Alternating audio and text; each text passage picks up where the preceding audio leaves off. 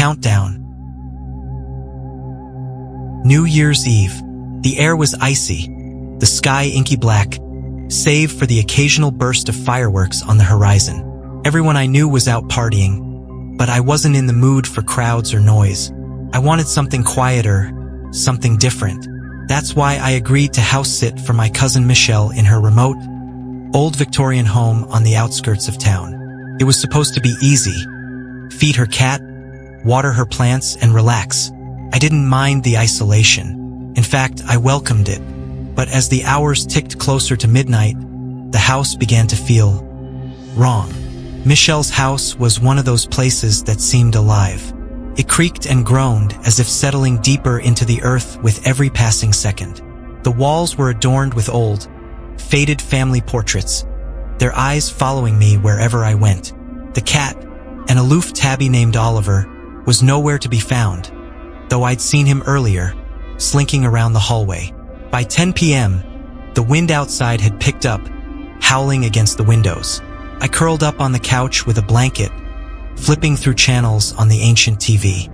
Static greeted me on most channels, but I finally landed on a local station playing a countdown show. The screen flickered more than I'd like, but it was better than silence, or so I thought. The first unsettling noise came at 10:15.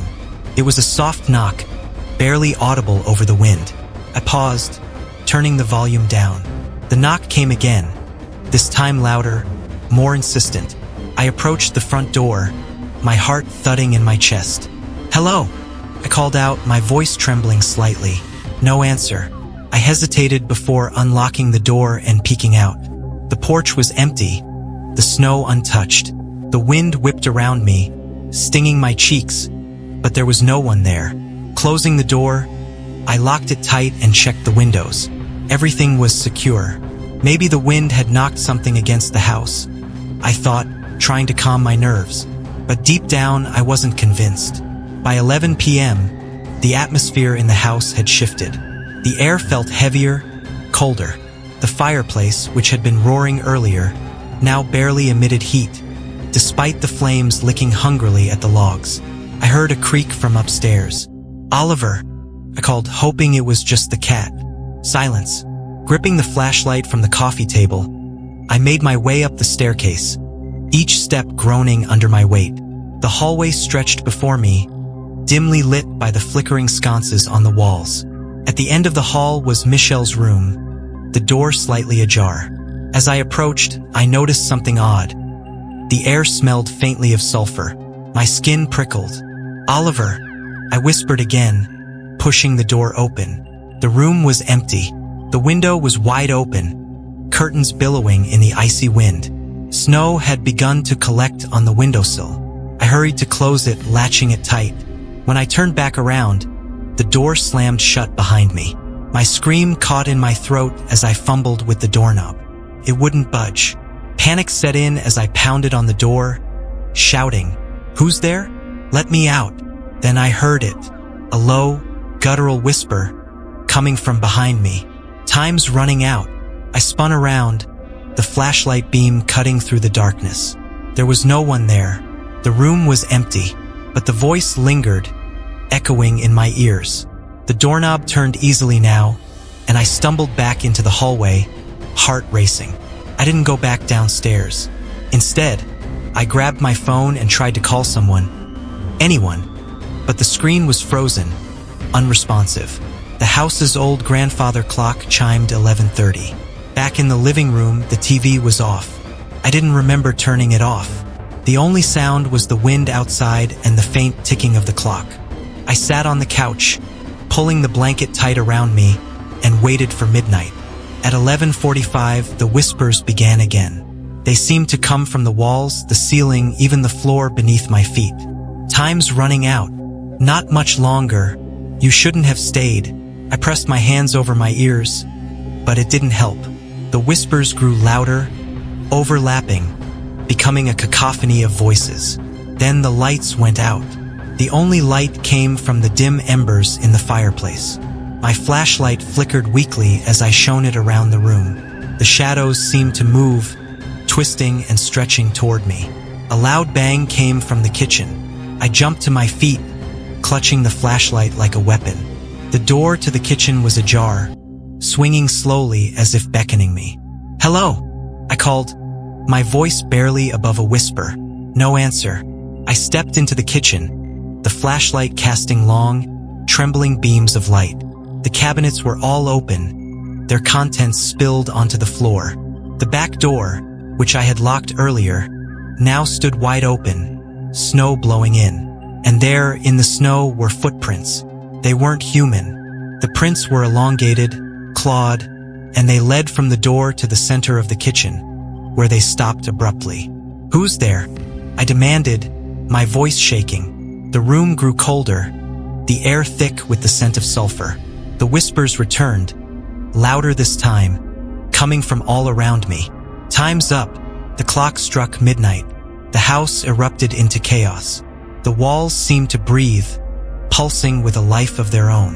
The whispers turned into screams, deafening and relentless. The shadows coalesced, forming shapes, distorted, monstrous shapes that slithered toward me. I ran, up the stairs, down the hall, into a random room. I didn't care where, as long as I could escape. I slammed the door shut behind me, barricading it with a chair. The screams outside grew louder, more desperate. Then they stopped. Silence. I stayed in that room until dawn, too terrified to move. When the first rays of sunlight crept through the window, I ventured out. The house was eerily still, as if nothing had happened. The cabinets in the kitchen were closed, the back door locked. But the footprints were still there, etched in the snow, leading from the forest to the door. I left that house and never went back. Michelle thought I was crazy when I told her what had happened. She laughed it off, saying the house could be creepy sometimes, but I knew the truth. The whispers still haunt me, especially on New Year's Eve. And every year, as the clock approaches midnight, I can't help but feel like time's running out. The Midnight Visitor. New Year's Eve wasn't supposed to feel like this. The streets were eerily quiet, the city muffled under a heavy layer of snow. Fireworks lit the distant skyline, but here in my apartment, the only light came from the flickering string of Christmas lights I hadn't bothered to take down. I was alone, not by choice. My friends had invited me to a party downtown, but the snowstorm rolling in had made me reconsider. They hadn't taken no for an answer and promised to swing by after midnight to celebrate together. Until then, it was just me, the clock on the wall, and the howling wind outside. I sank into the couch with a glass of wine, staring at the muted TV. The countdown was still hours away, but I already felt the weight of the night pressing down on me. Something about the storm seemed off. It wasn't just the snow. It was the silence between gusts, the kind that made you strain to hear what might be lurking just beyond your sight. By 10 p.m., I was restless. The power had flickered twice, and the snow outside had piled up past the windowsill. I checked my phone, no new messages. I texted my friends, asking if they were still planning to come. The message didn't go through. Annoyed, I set my phone down and paced the living room. That's when I heard it. A knock at the door. It was soft, almost hesitant. I froze, staring at the door. I wasn't expecting anyone. My friends weren't due for another couple of hours, and they would have texted before showing up. The knock came again, louder this time. "Hello," I called, my voice trembling. No response. Against my better judgment, I approached the door and peered through the peephole. All I could see was snow swirling in the dim porch light. No one was there. I hesitated, my hand hovering over the lock. Maybe it was a neighbor, but who would be out in this storm? The knock came again, sharper and more insistent. "Who's there?" I demanded, pressing my ear to the door. Silence. I decided not to open it. Instead, I double-checked the locks and returned to the couch, trying to shake the unease that had settled over me. By 11 p.m., the knocking had stopped, but the tension in the room hadn't. I couldn't focus on the TV. Every creak of the building, every gust of wind outside, made me flinch. Then my phone buzzed. Relief washed over me as I grabbed it, thinking it was my friends. But the message wasn't from them. It was from an unknown number. "Let me in." I stared at the screen, my stomach twisting into knots. Was this some kind of prank? I typed out a reply, "Who is this?" No answer. A moment later, another knock came at the door.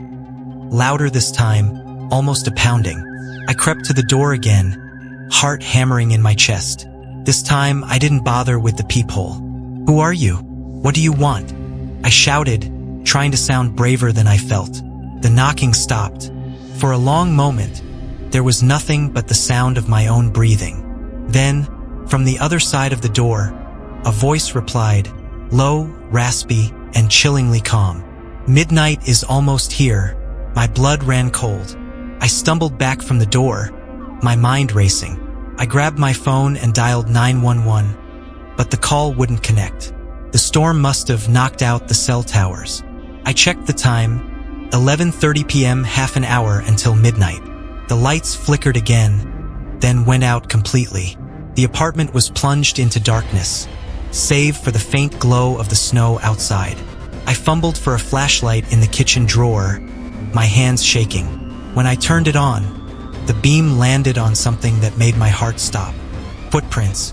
Wet, slushy footprints leading from the front door to the center of the living room. I hadn't heard the door open. I hadn't heard anyone come in. But the footprints were there, clear as day, and they didn't belong to me. "Hello," I called out, my voice barely above a whisper. No response.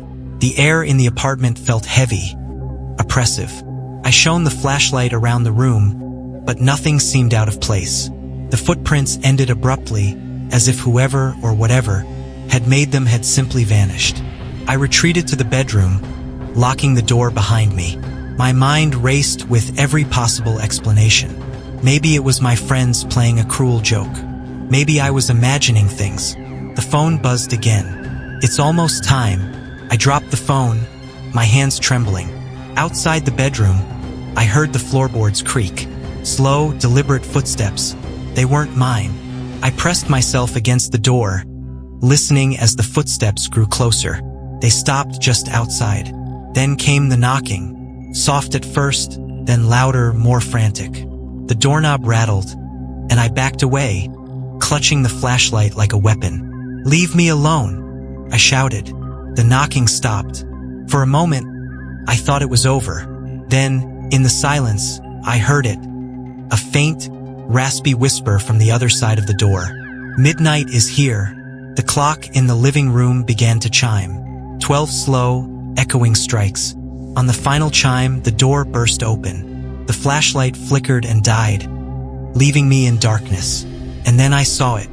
A figure loomed in the doorway, its shape barely discernible in the shadows. Its eyes glowed faintly, like embers, and its smile was impossibly wide, filled with jagged, unnatural teeth. It stepped into the room, and the temperature plummeted. My breath fogged in the air as it whispered, "You invited me." I stammered, backing away. "You opened the door," it hissed, its voice like nails on glass. "You let me in." I turned and ran, but the room seemed to stretch endlessly. No matter how far I went, the figure was always right behind me, its whispers growing louder, more menacing. Then everything went black. I woke up on the floor of the living room, the first rays of dawn streaming through the window. The lights were back on, the TV was playing static, and the footprints were gone.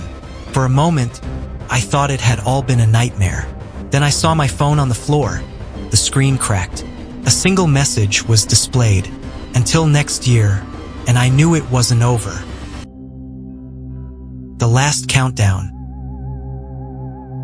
New Year's Eve is supposed to be a time of celebration, of champagne, fireworks, and resolutions you never keep.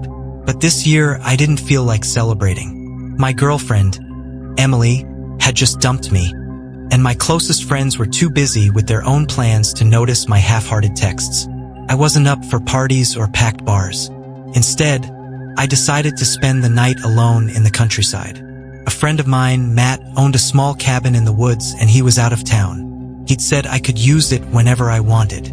It sounded perfect. Quiet, isolated, and far from the noise of the city. By the time I arrived at the cabin, it was already dark. The snow-covered driveway crunched under my tires, and the wind howled through the surrounding forest. The cabin itself looked cozy, with its rustic wooden walls and a faint glow from the porch light. I turned off the car, grabbed my bag, and stepped out into the freezing air. The silence out there was deafening. No cars, no people, just the occasional rustle of branches in the wind. I couldn't help but feel a little uneasy, but I shook it off. It was just my mind playing tricks on me. Inside, the cabin was as quaint as I remembered. A small fireplace in the corner, a couch that had seen better days, and a kitchen with outdated appliances. I turned on the lights, tossed my bag onto the couch, and set about making myself at home. By 10 p.m., I was sitting by the fire with a beer in hand, scrolling through my phone. Every post on social media was some variation of Happy New Year or videos of people partying. I turned my phone off, frustrated. Then I noticed something strange. The room had grown colder. The fire was still burning, but the warmth it had provided earlier seemed to have vanished. I pulled the blanket tighter around me and checked the thermostat. It was set to 72 degrees, but the air felt like it was below freezing. As I stood there, I heard a noise outside, a faint crunching, like footsteps in the snow. I froze, straining my ears. The sound came again, this time closer. I walked to the window and peered out, but all I could see was darkness. The porch light barely illuminated the snow, and the forest beyond was a black void. Probably a deer, I muttered to myself, trying to stay calm. I locked the door, just in case, and returned to the couch. But the uneasy feeling lingered. The wind outside seemed to grow louder, almost as if it was whispering. Then I heard it again. Footsteps, this time on the porch. My heart pounded as I grabbed the nearest object, a fireplace poker, and crept toward the door. I held my breath, listening. The footsteps stopped just outside. "Hello," I called out, my voice shaking. "Who's there?" No response. Summoning my courage, I unlocked the door and swung it open, the cold air hitting me like a slap. The porch was empty. The snow was undisturbed. I stood there for a moment, staring into the night. Then, just as I turned to go back inside, I saw something out of the corner of my eye, a shadow moving in the trees. I slammed the door shut and locked it. My hands were trembling as I backed away, the fireplace poker still clutched tightly. The wind howled, rattling the windows, and I swore I could hear faint laughter carried on the breeze. I checked my phone. No signal. Of course. The clock on the wall read 11:15. Just 45 minutes until midnight. I told myself I could make it. I just had to stay calm. But the noises didn't stop. At 11:30, the whispers started. They were faint at first, like a distant conversation just out of earshot. I couldn't make out the words, but the tone was mocking, sinister. I searched the cabin, hoping to find some logical explanation. Maybe a draft? A loose window? But everything was secure. Then I saw it. In the corner of the living room, near the fireplace, stood a figure. It was tall and impossibly thin, its shadowy form blending into the darkness. His head tilted slightly as if observing me. I blinked, and it was gone.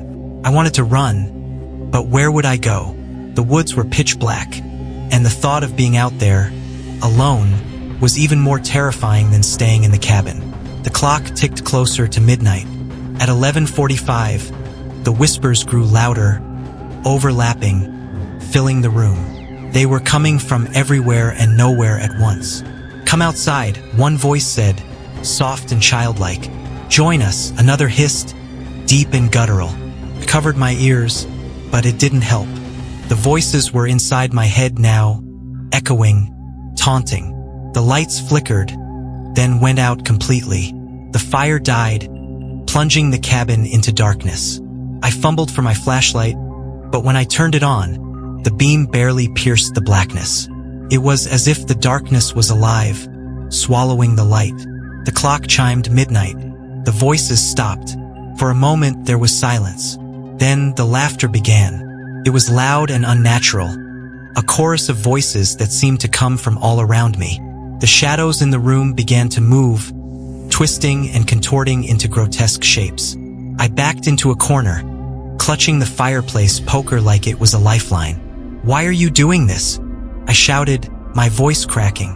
The laughter stopped, replaced by a single, chilling whisper. "Because you're alone." The shadows lunged toward me, and I swung the poker wildly, but it passed through them like smoke. They surrounded me, cold and suffocating. I could feel them pressing against me, pulling me into the darkness. Then, just as suddenly as it started, it stopped. I woke up on the floor, the first rays of sunlight streaming through the window. The cabin was silent, the fire out, the clock stopped at midnight. I grabbed my bag and ran to my car, not looking back. I never told anyone what happened that night. Who would believe me? But every New Year's Eve, as the clock ticks closer to midnight, I can feel them watching, waiting, because the darkness never forgets. The final countdown. New Year's Eve was supposed to be a night of joy, laughter, and celebration. For me, though, it was anything but. My friends had all bailed on our plans at the last minute. Snowstorms had locked everyone in place, and the countdown parties were off the table. I wasn't going to let it ruin my night. Determined not to wallow in disappointment, I decided to go out on my own. I had heard about an old, abandoned inn just outside town, an eerie relic from decades past. Locals called it the Midnight Lodge, rumored to be haunted, though no one could agree on the story behind it. Some said a fire had claimed the lives of its guests one New Year's Eve. Others claimed a ritual had gone wrong there, summoning something best left unnamed. I didn't believe in ghosts or curses, but I was desperate for a distraction. I packed my camera and a flashlight, thinking I might snap some photos to post online. A spooky adventure for the new year. It felt daring, thrilling even. By the time I left my house, it was nearing 9 p.m., and the snow had begun to fall heavily. The drive to the Midnight Lodge was more difficult than I anticipated. The narrow, winding road leading to the inn was slick with ice, and the trees on either side loomed like skeletal sentinels. The further I drove, the more I questioned my decision. What was I hoping to find out here? Was I just trying to prove to myself that I wasn't afraid? When I finally reached the lodge, it looked more ominous than I'd imagined. The snow-covered structure was crumbling at the edges, its once grand facade marred by years of neglect. Windows were broken or boarded up, and the front door hung slightly ajar, creaking in the wind. The building sat in the middle of an open clearing, isolated and utterly silent. I parked the car and killed the engine. For a moment, I just sat there, staring at the lodge. The falling snow muffled everything, and the stillness felt unnatural, oppressive. Shaking off the unease, I grabbed my flashlight and stepped out into the cold. The first thing I noticed when I entered the lodge was the smell. A damp, musty odor, like wet earth mixed with decay. My flashlight beam danced across peeling wallpaper, shattered furniture, and graffiti scrawled across the walls. Someone had spray-painted, "Turn back," in jagged letters near the staircase. Typical vandalism, I thought, though it did little to ease my nerves. The air was colder inside than it had been outside, which made no sense. I could see my breath fogging in front of me as I moved further into the building. The floorboards groaned beneath my boots, and the wind whistled through the broken windows, creating an almost mournful sound. I wandered through the ground floor, snapping pictures of the dilapidated lobby, the shattered chandeliers, and the long-forgotten bar. The silence weighed on me, broken only by the occasional creak of the building settling. I couldn't shake the feeling that I wasn't alone. At one point, I thought I heard faint laughter echoing from somewhere upstairs. I froze, straining my ears, but the sound didn't come again. I told myself it was just the wind playing tricks on me. Still, I hesitated before climbing the grand staircase, my flashlight flickering as if in protest. The second floor was worse. The hallways were narrower, the shadows deeper.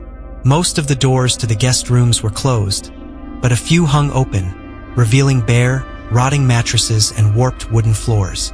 One room caught my attention. A door at the very end of the hall, slightly ajar, with a soft light glowing from within. "Hello," I called out, my voice barely above a whisper. No answer. I should have turned around then, left the lodge and never looked back. But curiosity got the better of me. I approached the door, my heartbeat pounding in my ears. The light flickered like candlelight, casting eerie shadows that danced on the walls. When I pushed the door open, I found the source of the glow. A single candle burning on a wooden table in the center of the room. The room was empty aside from the table and candle. No signs of who or what had lit it. I stepped closer, the hairs on the back of my neck standing on end. That's when I noticed the words carved into the table. Stay until midnight. I backed away, my mind racing. This was someone's idea of a joke. It had to be. Some prank left by thrill seekers or urban explorers like me. But then the candle went out, plunging the room into darkness. The door slammed shut behind me. I spun around, my flashlight beam cutting through the blackness. The door was closed, but I was certain I hadn't touched it. My breath hitched as a low, guttural whisper filled the room. I couldn't make out the words, but the tone was menacing, inhuman. I fumbled with the doorknob, yanking it open and bolting back into the hallway. The whisper followed me, growing louder, morphing into a cacophony of voices that echoed through the lodge. They were laughing, jeering, mocking me. The hallway seemed to stretch endlessly, the door to the staircase impossibly far away. The walls warped and shifted as if the building itself was alive, closing in on me. When I finally reached the staircase, I nearly tripped in my haste to get down. The lobby was unrecognizable. The chandeliers that had been shattered were now whole, their crystals casting a dim, otherworldly glow.